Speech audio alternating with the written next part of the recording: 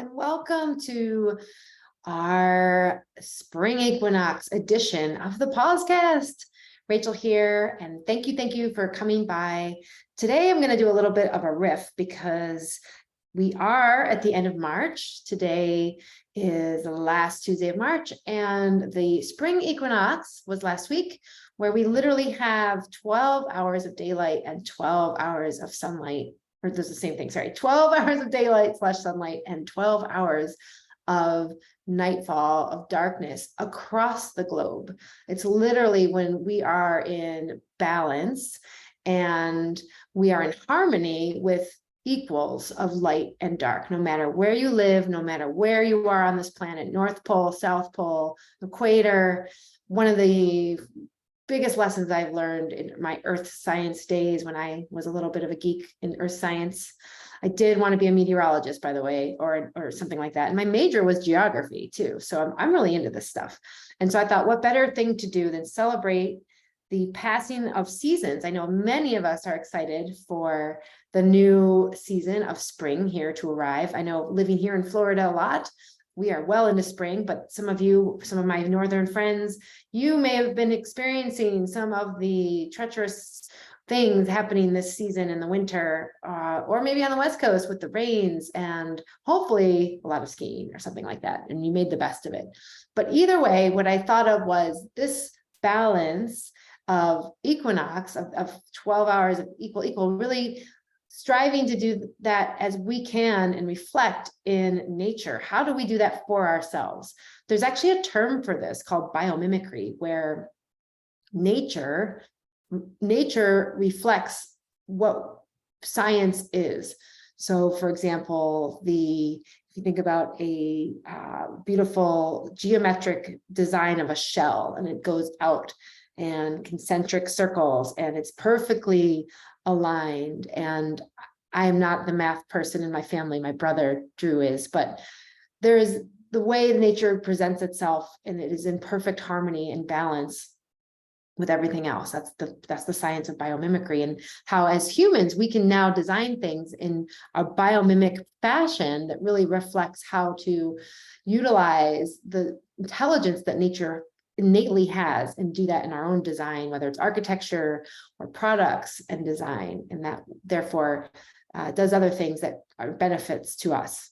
And so, knowing this is the equinox, I would like to just take a moment here and pause with you, just to kind of center and bring us into this space, because I've been thinking a lot about balance. I've been thinking a lot about harmony, and I'm going to share more about that. How do we get into harmony? How do we align? Because that is a principle of pause, where it is an intentional shift in behavior to feel aligned. So let's just do that together now.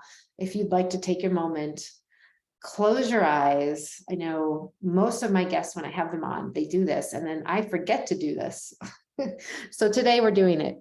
If you'd like to go ahead, and just invite you, if you can, if you feel comfortable, if you are safe, to close your eyes and allow yourself to just simply arrive here. Feel your feet on the floor or on the ground, wherever you are. Take a deep breath, inhaling through your nose, filling up your lungs and bringing your attention to your body. Feeling your lungs expand, pushing out on your rib cage, the back of your lungs expanding, filling that out, holding the breath at the top. And then slowly exhale like you're sipping through a straw. Letting that air out, gently expelling that air, allowing it to leave everything in your body, and you're left in this cavernous zone. Just feeling your vastness. Okay, open your eyes and inhale, normal, natural breathing here. Conscious breath. Whew, that is one real great solid way to feel more in balance. When we're feeling a little zany, we feel a little manic, we feel a little distressed, that breath can bring us right back to feeling more balanced. In the spirit of the equinox, I think this is a big thing in terms of really paying attention to nature and following nature's lead, and that if we can follow that and be in balance, what can feel different for us, right? And I think about nature now. I mean, we are feeling the impact of things like climate change, and we are not in balance sometimes, I would say, right? As my friend Christine likes to say, climate changed. There is no climate change, like climate changed. And I don't think that we can notice things like that without knowing, okay, yeah, maybe there's something out of balance. So how do we know that about ourselves? And when I say the word harmony, I want to ask you, my beloved listener, what do you think of when I say harmony? I want to read you the definition that I know of, and this is from Oxford.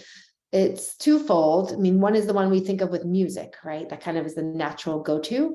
It's a combination of simultaneously sounded musical notes to produce chords and chord progressions, having a pleasing effect. And then the second definition, which I find very interesting, and I didn't know this, is an arrangement of the four gospels or of any parallel narratives, which presents a single continuous narrative text. So it presents a single continuous narrative text. And one of the things I think about is what and how do I feel in harmony, whether that's the equinox, whether it's a big project that I'm working on, a stressful family situation, whatever might be at hand. How can I feel in harmony so that I feel supported, whether it's myself supporting me or calling in what I need for support, which might just be helping myself be known a little more. It could even be things like prayer or writing in a journal about your feelings. It's really about what works for you. However, when we're not in harmony, what happens? When we're not in alignment, right? If we're out of tune, if we're not singing the notes that would sound good in that metaphorical way, what is that experience like? I know for me, I think of my time that might be me fiddling around if I didn't sleep well enough, right? My body does not feel harmonious. It's a little disheveled and I feel tired. I don't want to do my work. I don't want to do things that would be typically done because I feel that lag. So harmony is a big part of, I think, balance. And I like to think about it because I don't think we normally think about it unless you're in the musical profession. Maybe this is something that you think of a lot, and I am not. But I do like music. But I know for me, harmony represents how I can be in the world and align. And so my question to you today is to ask yourself, how am I in harmony for me? What am I experiencing? Do I feel like I'm in harmony, or am I not in harmony at all? And why is this important? So if you don't feel in harmony, what happens, right? It's like all of these out of whack things I'm talking about. And thinking of the environment, we're kind of on a theme here today of climate and like things that don't feel harmonious. They can get really out of whack, right? Whether it's a freak snowstorm or Stormageddon or a heat wave or an earthquake or all of these things.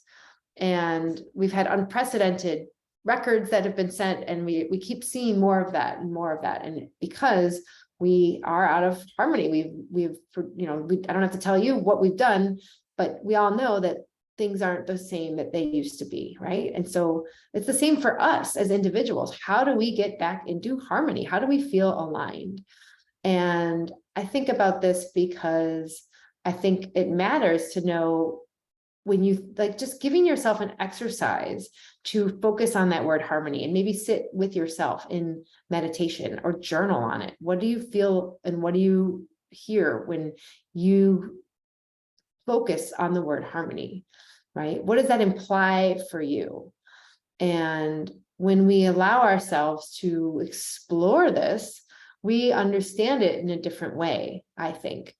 And this is actually an exercise that I've been doing. So I've been reading a book called The Master Keys by Charles Hannell, I want to say. And so every week we have a different meditation exercise, and this is the one from week 14, and it's just to really focus on harmony.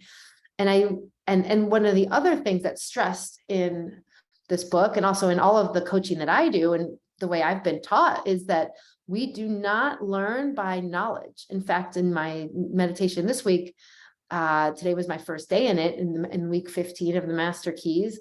And I'm learning, and I know this, but it was really cool to meditate on it, which is knowledge that does not get applied just leaves, it exits your mind. And we can all relate to that, right? So it really comes down to application.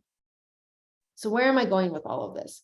So knowing if you're in harmony, having the awareness of that is really key, whether you're thinking about your work or whether you're thinking, maybe you're going through a tough, rough patch and you don't feel like you're in harmony. And that could be, I think a lot of times we think of that in relationship, right? If you're not in sync, if things aren't working, you're not in harmony, right? And it's a really nice metaphor with two people, right? Like you can be in harmony, complementing each other and things like that. So if that's not happening, you can read all the books about it, you can listen to all the podcasts there are, but unless you do things differently, nothing will change.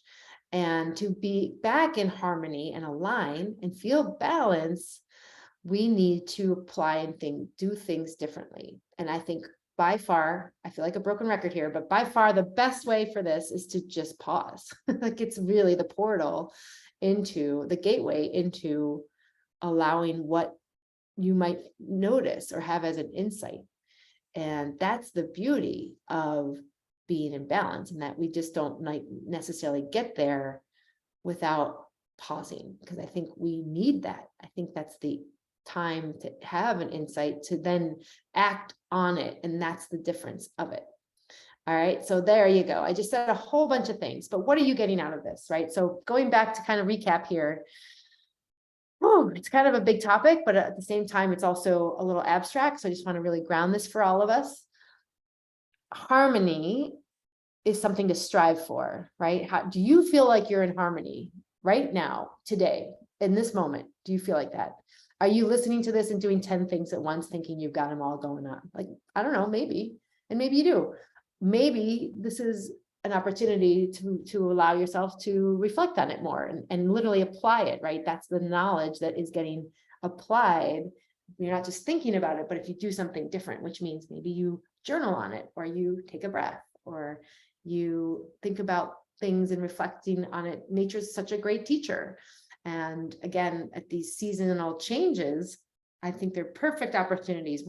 Every 4 months, as we are, every 3 months, sorry, every season's 3 months, right? Yeah, there's 4 seasons and there's 12 months. So from that, you can kind of reflect, how am I doing? Am I in harmony? And what a great tool to use, especially a feminine leadership tool, are the seasons, right? And so when we turn into the summer solstice, which will be next in the summer, the longest days of the year in the Northern Hemisphere, you can kind of do the same thing and reflect about this. Just like birthdays, they're great markers that we can use to give ourselves those instances to see and reflect back. How am I doing? Awareness. We can build on so much when we have that. If we don't allow ourselves to take that space, then we do crazy stuff, right? We burn out. We can feel overwhelmed or stay stuck there because we kind of just continue on autopilot, and that's the norm. Really, if you think about it, I know most of you know my story, but I burned out of my job at Google because I was go all the time and really good at achieving things like most of us. And yet I didn't balance it out to be present, to know what I needed or how I was doing, because I just thought I was great because I was always great. And there we go. And let's do the next thing, and task.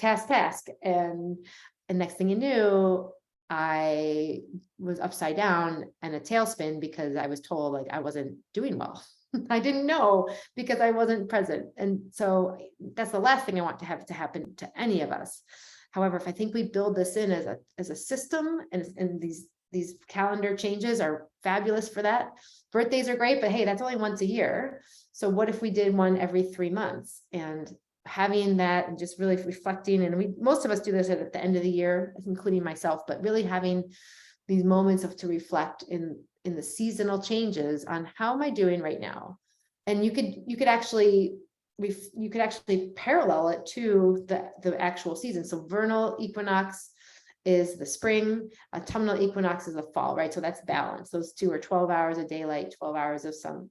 There, I did it again. 12 hours of daylight, 12 hours of nighttime. And then you've got the solstice of summer, wherever you live, is the longest days of the year. So you could allow yourself to think about, like, how am I doing on the activity part of my life? Am I overscheduled? Do I have too much going on? Do I feel like I can manage this? Am I expanding my capacity so I can take it all on and feel good because I have that self-care that's really supporting me underneath all of that? And then the shortest days of the year, that winter solstice, right? Like that is the kind of the compression and the hibernation. It's the darker days, and we're meant to rejuvenate, right? This is a actual fact that happens where our systems can slow down in those winter months, and our metabolism could slow down too if we wanted it to. And we feel like we're impacted because we don't have the sunlight we're used to. And so we can actually take that time to feel replenished and nourished and go with the natural cycles of the sun and the moon and the earth, and follow that, right? Biomimicry, and feel good about it, because that's what nature intends. And I think all of us have to find the stride that fits us, right? So it's not a one size fits all, just like pausing. It's certainly a per unique person and individual preference, but you got to start somewhere. And I love the balance of this time of year and how things are moving forward for most of us, or at least in the Northern Hemisphere. And for those in the Southern Hemisphere, how the things are moving into that reflection time, that harvesting time, and really leveraging those periods of time and the climates so that you feel like you're also doing that in reflection of what the earth is doing. All right, so thank you. This is a really interesting topic about harmony. I'm curious what you think, because if you don't feel like you're in harmony, I feel like that's just not being in alignment. You're incongruent with what you want, right? That means maybe your heart desires one thing, and yet you see yourself doing the exact opposite, or just something that doesn't serve you. And so the reality is, how do I get into harmony? And one of the best ways I know of is pausing and finding a pause ritual that works for you, and then reflecting on it, taking action, not just like reading a book about what could be different. I think that's fine and a good start, but it's not enough. It's just not enough. As I've been reading in the Master Keys, knowledge will pass through you that you do not apply. Isn't that a cool topic? And I actually get chills when I hear that. So what I will leave you with is the fact that knowledge does not apply itself. Then that is when I think we fall short, because we have to apply it, which means we have to do things differently. It's not enough to think about things. And the quote I'm going to leave you with is from this end of my chapter today, from Horatio Bonar. Think truly, and thy thoughts shall the world's famine feed. Speak truly, and each word of thine shall be a fruitful seed. Live truly, and thy life shall be a great and noble creed. Essentially, what I think that is talking about is you can feel in harmony and alignment where they are relevant for each other, where when we think, we can do things differently and feed the world. I just think that's such a powerful quote, and it's definitely profound, right? But there's so much we can do, and with words are basically thoughts in verbal form, and then our behaviors are what those words become. Isn't that cool? So they're all linked together. That is harmony, right? That is living in harmony. And that's what I think, when we do that, we can do anything we desire. We can feel and create anything and live in abundance and have a mindset and life that is just incredible and can really, really bring us to our next level of leadership. Thank you so much for listening today, and I will see you next time. Take care.